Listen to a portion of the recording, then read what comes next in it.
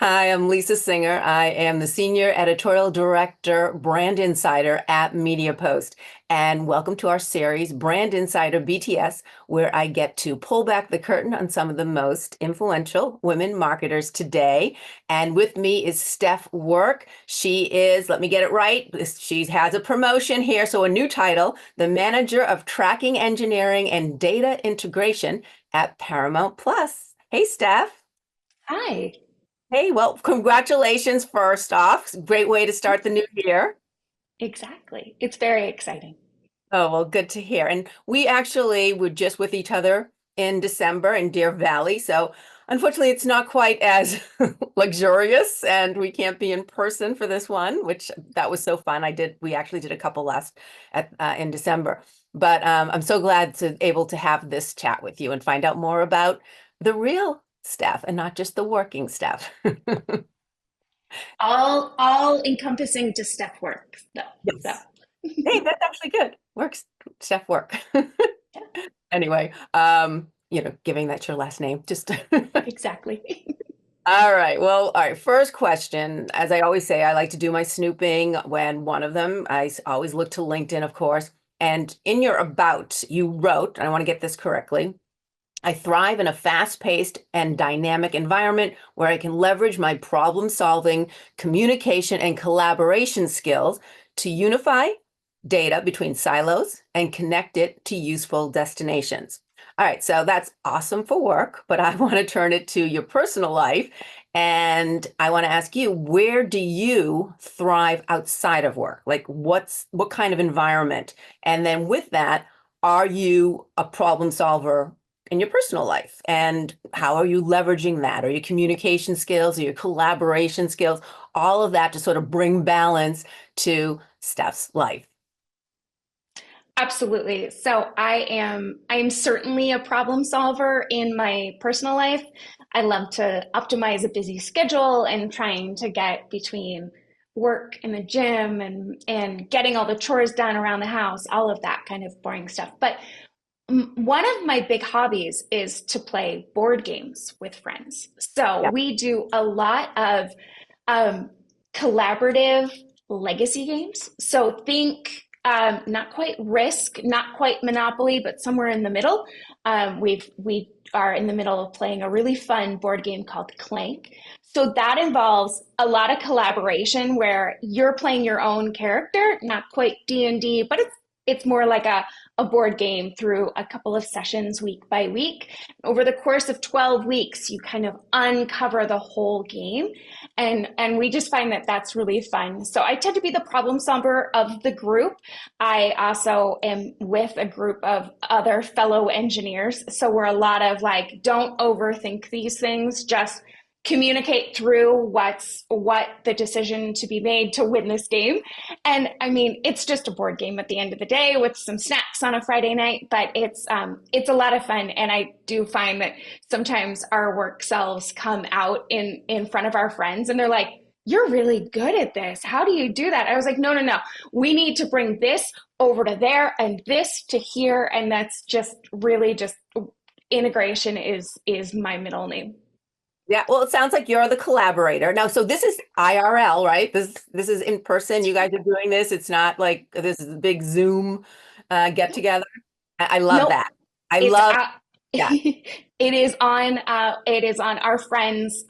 We have another couple that we usually play with, my partner and I, and it's on their dining room table. So it's just a tabletop game that we play every Friday night. We play another session. We did this for a game called Ticket to Ride. We've done it for 4 or 5 different games so far, and they all tend to be on the collaborative side versus more competitive. Sometimes our competitive sides come out, but I'm definitely more of a collaborator, communicator, everybody wins kind of person.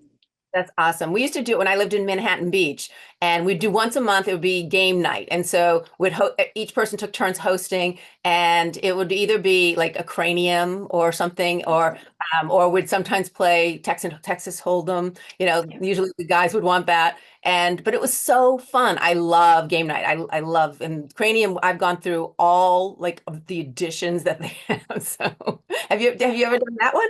Yeah, absolutely. So every expansion possible for Cranium is always fun. When speaking of game nights being in person or being virtual, when the pandemic did hit 4 years ago, we did. I have like four different friend groups that we would just one night a week rotate who would virtually hold it. So it was trivia with one group, and then you find out what games you can do over Zoom pretty easily without too much barrier to entry, because some of these board games there's a lot of tiny little pieces and you're like, no, no, no, we're not going to try to figure out how to do that while sharing a screen or something. But like there's a lot of like House Party 2 and all of those online ones where you're just sharing a screen, and the basically the game is taken because the game is easier to play because it's being virtually hosted. I totally love that. I wish I lived near you guys. I would invite myself. I would just show up, Absolutely. be a part of it. So I love that. Okay, so now I want to dive into a little bit of your work, but again, uh, just when you started out, like in terms of, I mean, you've obviously, just from looking through your LinkedIn and the different jobs you've had, data and analytics is your go-to. I mean, that's all, but I think it's funny that that wasn't what you went to, that's not what you got a degree in. You got a degree in what, communications and theater, and what, poli-sci, something like that. Like, Poli sci. and poli sci. So not quite data and analytics. And right off the bat, you were really working within some capacity with data and analytics. Although I do think it's cool that we had a little showbiz stuff, or I don't know if we can call theater showbiz, but you did theater, stage manager and production manager, which a couple of stints like that in sort of incorporated in there. So how did these work? Let's go back. First, when you were graduating, what was your ambition? Like, what were you sort of seeing within your life, and then how did it evolve? It's a funny evolution. So bear with me for a hot second. You'll see how it kind of all ties together because it there really is a common thread. So I did graduate a long, long time ago from a small university outside of Pennsylvania, outside of Philadelphia, um, with a degree in communications and political science. The communications degree was kind of twofold. One, it was general communications. I kept it pretty wide open.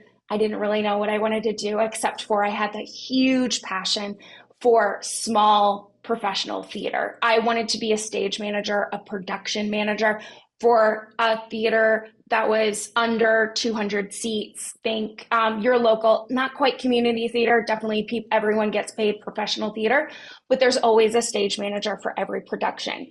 What a stage manager does is they have to they wrangle all of the different technical elements, lights and set, costumes, sound designers, the director, kind of make sure all the actors know when to show up, where to show up, kind of tie all those pieces together.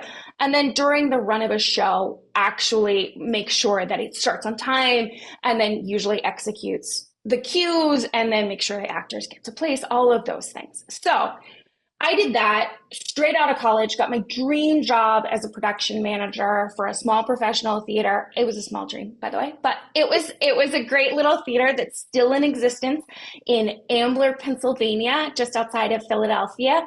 And I did that for about a year and a half, and I was broke. I was living my dream and totally burnt out, realizing that there's only so much that passion can drive you when you can't afford gas. And I mean, early 20s, go pursue your passion. Like that is the point of living under 25, right? Like just go pursue what's driving you, right? Because then you find out what is driving you, right? And that's where I'm like, this is where my passion is, but how can I make money doing this? Like how can I do that? So I end up moving from moving from outside of Philadelphia to Rhode Island, where my parents live because I was broke and I was 23. And so moved back in with my parents for a year. And I Interrupt, but they let you in my, once I was out, there was no coming back. it it was a mutual agreement that we both knew that it wanted to be a short-term thing. It was not permanent. It was not what either parties wanted, but financially, it was just like I need to get my life together moment. So I ended up getting an office job, and I was working for a fastener company. So fastener distributor, think nuts, bolts, hex heads, all of the companies that then send their product to the Home Depots, Lowe's, major catalog places. And I worked in inside sales, I worked in data integration there. And that's kind of where the data starts. I ended up, they went through a merger. I merged the catalogs together because I knew the product numbers. I collaborated between the current company and the new company coming in and saying, hey, let's all talk together. This is the same little bolt. Let's make a new product number for this and kind of develop the product catalog for that. At the same time, so that was standard 9 to 5, very little homework, a very little after work things. And I found a small professional theater up in Rhode Island, and I stage managed for them for almost 12 years. So it was a lot of seasons of shows. I would leave work, I would go immediately to rehearsal, and we would do a lot of Shakespeare plays. We did not a lot of musicals, but a lot of hard plays. And it was so much fun.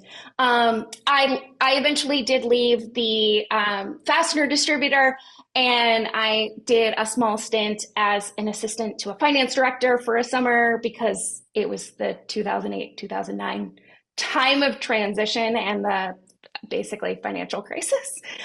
So I decided to, this is probably, I was right before I turned 30. Not that I just labeled how old I am to everyone. Hey, why not bring it? That's your head right now. Exactly. So I then, once I was done with that little stint as an assistant to a finance director, I got a job in the finance digital department at Hasbro, the toy company. So the cool part about that job, one, besides being toys and games and epic brands like My Little Pony and Transformers and oh gosh, every game, Cranium is a Hasbro game, which is really fun. Monopoly is one too. So it was a lot of really big epic brands, and I worked there for 5 years, and that's when I transitioned from finance numbers to data analytics. So somebody left the company who was running this report monthly, and somebody said, "Hey, does anybody know this?" And I was curious. And that curiosity has gotten me really far in my career because I'm interested in data and I'm interested in where the data comes from. Because somebody will say 12, but I need the context to, is 12 good? Is 12 bad? Like, what is this report saying? Where did the data come from? Can we blend this data with another thing? So I ended up at Hasbro, the toy company, and working at it's called the Sandra Feinstein GAM Theater, very long name, but the GAM Theater up in Rhode Island. And then that ran its course. And I also was just let other people do this job. And I wanted to go more full time, spend a lot more time in my analytics career in digital marketing. And I really saw how I could really make some great progress on that side. So I do still have a huge passion for the theater. I love the collaborative environment every time you walk into a room that is basically just a room with some lights and some chairs, and people walk in and people tell you a story. I love that. And the amount of collaboration and the volume in which very hardworking people are doing a lot of great work really comes through, and then in my professional life as well. So it's kind of fun. So from Hasbro, I then went to CVS Health. From CVS Health, I moved down here. I live outside Washington, D.C., because my family is now down here, the whole rest of my family. So we're closer to family now. And I've been through a bunch of jobs before coming to Paramount 3 years ago, but I just celebrated my 3 year anniversary last week with Paramount, and it's a really amazing company to work for. It's really fun to work in streaming in the middle of the streaming wars. It's really fun to work in data integration in a huge company like the media conglomerate that Paramount is. At any point, I'll get a Slack probably at least once or twice a week from a person who I have no idea what they do with the company. They have no idea what I do, but they're like, "Hey, could you help me with this?" And I love helping people. So that's kind of where it started and how it got me here. Yeah. Well, I love like so many people, artists, there's a long time of living just, broke just because it's your passion. It's really what you love to do. And I love what you even said about in terms of that theater and going in. Like that's part of what I loved about being a producer when I would do entertainment news. You would have, say, 20 producers on site and everyone would create a different story. A similar story because obviously you have the same elements, but it's your version of it. And that to me was this amazing. I just loved having that kind of creativity and also a little bit, which sounds like you, the organization of it, the putting it all together, the collaborating with your team, like all of the above. So, but I love that you sort of left your passion and went like selling nuts and bolts, like not so, you know what I mean? Like, Yeah. but you chose to do that than to figure out, okay, what's next, and others might stay the course and keep up with it. And that I totally applaud them as well. But I think then you were able to sort of find your niche and move through the ranks and really what was it? And I think being that stage manager, that producer type of mentality, and then you have the analytics and the way you even described it, you want those numbers to have their story. Like it's not just about the numbers, you need to understand them. So do you feel like there's a lot of crossover there? And so what I want in that sense is, are people, because I think so many people starting out, they feel like they have to be right where they need to be. Like, this is what I want to be. And it's more about taking your passions or what your skill sets are, and then sort of seeing what's out there.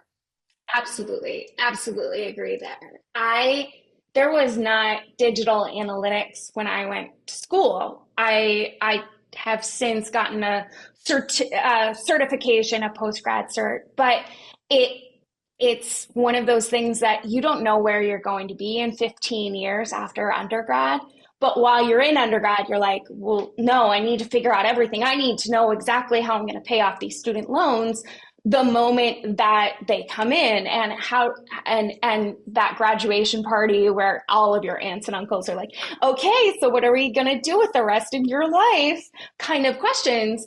And I was always that kid who I'm like, I don't know. I am 100% a type A personality, like things organized, have really great plans, like doing things.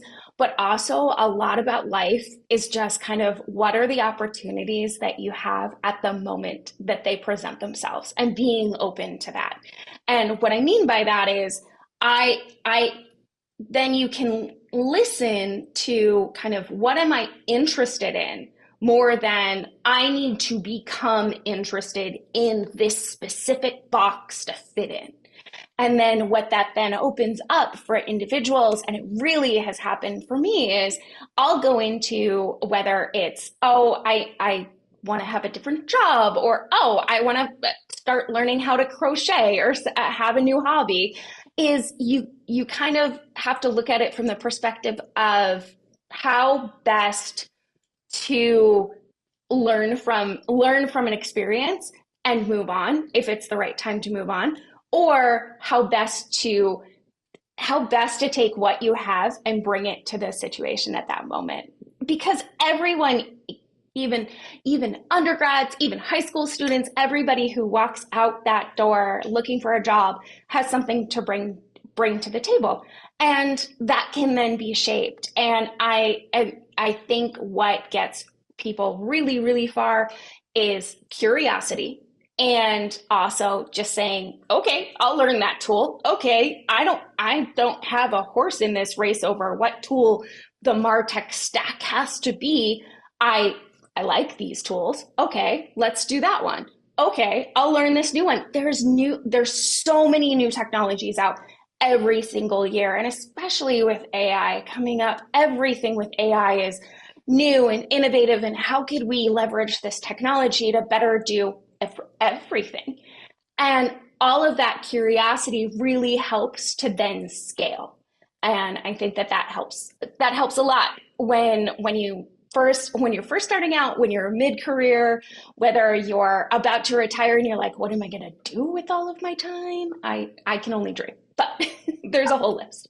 No, and I totally agree. I think it's, as you said, it's finding your strengths and your passions and in some ways it's not about taking away all choice. It's like you can have certain things, okay, love to work for this company or love to eventually be doing this, but where else can it lead? What other opportunities are there? And I want to kind of turn those opportunities, or maybe you have these certain plans for your life on the personal side and you saw an opportunity, or maybe you were pushed into an opportunity or something. Has there been a time in your life that it took you in a different direction that it was very positive, or maybe it was very negative and it made you like, yeah, I'm going the other way. Like something where it really interests you.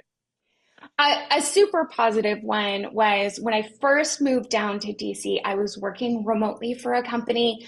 I knew I had to get out of the house at some point. So I knew this. I signed my lease, I moved into my apartment, and then I signed for a gym membership because at least it got me out of the house. It got me. And then I became a gym rat. And I was never the athletic girly. Like, I'm not the athletic girly anyway, but like, I love a good exercise class. And I never knew that about myself. But it takes that little bit of risk that you're like, I may make a fool of myself right now in this spin class, but you know what? I'm going to get a good sweat on. And then what happened from there personally, this was back a few years ago, but there was a group of us who would attend a bunch of the exercise classes. Okay, Tuesday spin, Wednesday like fit strength, those things. And we all trained for a sprint triathlon. And it was a goal then we could set for ourselves personally. Hey, you got to figure out, I'm really good at swimming. Okay, we do spin class. Does that mean I can then bike cycle for 15 miles and then do a 5K? So we then did a whole little mini training plan. This wasn't anything formally set up. It was just a group of friends who were like, hey, let's run this community 5K to figure out how we're going to tie this in with the other events on this. And then in the fall, we did the sprint triathlon. And it was one of those things that I was like, I have no idea how I'm going to do this. And then I did it. And then afterwards, I was like, oh, it's fine. It's fine. Yes, does it require a little bit of training and coordination and making sure that you're not going to peter out, and how to pace yourself through the hour and a half that this will take you? Great. Absolutely. Also, really incredible learnings throughout that you're like, okay, I don't like cycling on hills. Let's make sure that the next one I pick is a flat one. Like all of those little things. So that's one really good example for you of where you take a tiny little risk, whether it's in the workplace, whether it's personal, whether it's trying to find a partner, all of those things. Life is a little bit of risk taking, and sometimes it pays off. And then sometimes you're like, I've been through a lot of first dates in my life too, where you're like, nope, that's okay. Thought we both swiped right, but guess what? No. And then eventually I found my partner 7 years ago, and it was worth the risk. It was worth the little bit of curiosity on how I can do this a little bit better every time also helps. Yeah, no, and I agree. And the thing is, and I've been guilty of it, but really, if you just look at it and say, what's the worst case scenario? You're where you are today. But by doing that, and yours was more, I just want to get out of the house when you first moved. And so it's just like that opened up this whole world to you of exercise, and then a group of friends, and then challenging yourself in ways that you never would have thought you were interested in doing. So I just think if you did, and then it could have been the other way. Yeah, maybe you fell and you wiped out in the spin class or whatever it may be, and then you move on to something else. But then you'd just be back in your place and no worse for anything. Maybe Exactly. I don't know, but I'm just saying, like, I feel like it's hard to think that way sometimes when it's happening, but when you really look at it that way, it's just like, why not? Why not? So I want to I ask, go ahead, sorry, good. I think it's a really good frame to say what is the worst thing that can happen. Because okay, the worst thing that can happen is you break your leg, right? That would suck. You go through PT, like that's an injury, and you spend the time recovering, but then you're just going to go back and try to figure out how to get better at this, right? And that's how there's so many other parts of life that are what is the worst thing that can happen is a really good way to frame it. Yeah, no, I totally agree. Well, and so, and going back to, a career in data analytics, and it still today is predominantly male. And it's just, I think like 26% from last reports that I was seeing are women in the US, and the rest are men. And many of them are not in senior positions when it comes to, an analytics career. So it's not one, as you said, when you were graduating, at that time you weren't thinking of it because it really wasn't there. Today it is. You even mentioned there's so much technology and there's so much new technology coming out, and there's opportunities more and more. Like, I mean, it seems to me like it's going to be a career gives you so much opportunity to grow. Yet there's going to be so many women coming out of school or looking for something in their career who may have that interest, but not necessarily know how to do it, or there's going to be a lot of challenges. So, and I know you started it earlier on and you found it in different ways, but for someone starting today where it is more defined, what recommendations would you give that person just starting out to how to kind of navigate what's their biggest challenge, navigate it, how do they, so they can become, to that level that they seek?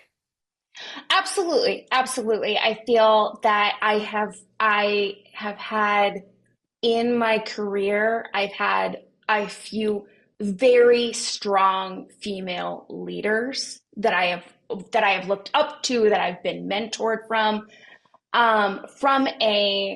the perspective of a younger person just trying to get into the workplace, and you're like, there's so many guys. There's a lot of industries in tech that are male dominated right now. I hope that these things will even out as we know that women are super capable of doing all of this work in engineering and all of this stuff. But there's still, I will tell you to this day, and I feel like Paramount is a really strong company, but it's still, I will sit in meetings that I am the only female. And I will ask different questions Mhm. that there are people in the room who either may not have thought of that, or may not even want to speak up. I think one of the biggest challenges that I would share with female females entering the workforce right now is to just speak up, is don't be silent, to not be silenced, because your curiosity and your questions in in every age group are valued, and if they're not valued, the company isn't worth you.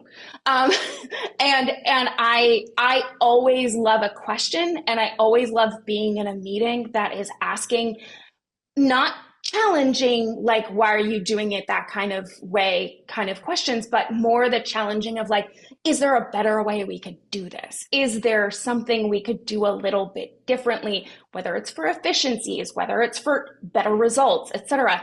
And often the youngest people in the room are the ones who have those questions but don't feel like they should ask them. Ask them. It might be that someone at the table has already said, oh, yeah, oh, we thought of that before. We just didn't bring it up because we're always going to start at this step anyway. Why do we start at this step? Why don't we bring it back to that first step that the intern or the young graduate has just brought up, to make sure that we're not skipping any steps or missing any opportunities, right?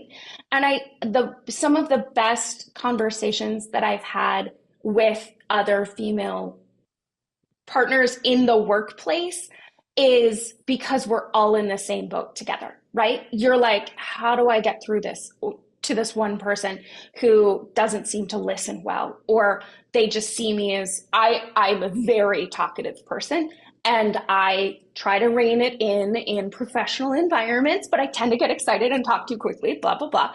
But how do other people in the same workplace, how do they do it, and how did they get to where they got to? Everyone's story is different, and I love hearing people's stories of, I work with a product manager who is now in marketing, who has come through different brands and they've done all these things. And I'm like, you have all this great experience. And she's like, yeah, but I don't have the tech side. And I was like, but that's why there's people like me. We partner together, we're unstoppable.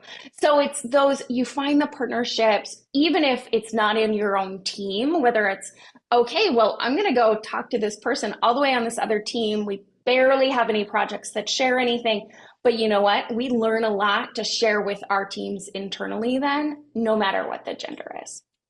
Yeah. No, and I mean, I agree that it's not about men, women, it should be collaborative. But it sounds like you have found these mentors that have helped to maybe guide you or at least give you some sort of input. And maybe that's another thing for women when they're just starting out, to try to find that mentor as well. So no, I completely agree. But I think it would be a shame for them to avoid it just because they're not seeing enough of themselves in the levels that they see.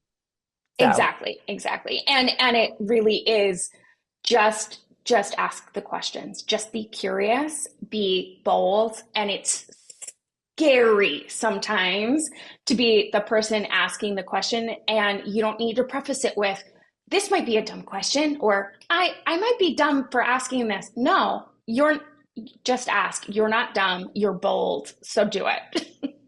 no, completely agree. All right. So just what's your guilty pleasure? Oh gosh, what is my guilty pleasure? Probably playing a video game on, it's a PC video game, or I play it on my Mac, but called Stardew Valley. It's a little farming simulator game. It's very calming. It was a pandemic game that I picked up, and I can spend hours doing it. You start the game off with, I think, 10 turnip seeds, and you're taking over your grandfather's farm in this little farming simulator. And then it progresses, and then you have to figure out how to win the achievements in the community center. So then you plant more seeds, and then you harvest more things, and you learn how to fish. And like, it's just this quaint little game that I can waste so much time on. Total guilty pleasure. You know, for a cool lady, you're a little nerdy. Oh, I'm 100% nerdy. I'm not even gonna I don't apologize. The nerds rule the world. We just sometimes defer to the people who aren't. I love it. All right, final question. We talk about our big goals and what we're planning, and sometimes it's better not to maybe plan so much. But what's your daily win? Like when you go to bed at night, this was a good day. I am a big proponent of the top three. So often, I won't say every day, but most days, I have like everybody, a ton of meetings, but I then distill it down to like, I need to do these three things. If I get those three things done, and sometimes they're all three are work things, and then it becomes a top six of like, I need three personal things, and I need three work things to be done. But ultimately, where it gets down to is, do I feel like I helped someone? Do like that's a big win for me. Did I get my top three done? Even better, like plus stars. And at the end of the day, that's what makes me feel satisfied. Awesome. That's perfect. Well, on that note, Steph, thank you so much. I really appreciate it. It was fun. We were hanging out in Deer Valley, but didn't know how much of a nerd you were. Actually classified you more. So I love that we got to know each other this way. So thank you so Thank much. you. Thank And you. well, thank you. And thank you for watching. And as I always say, if you have a fabulous woman marketer that you'd like me to pull back the curtain on, just let me know who, and I will do my best to get her. So thanks for watching. And again, thanks, Steph.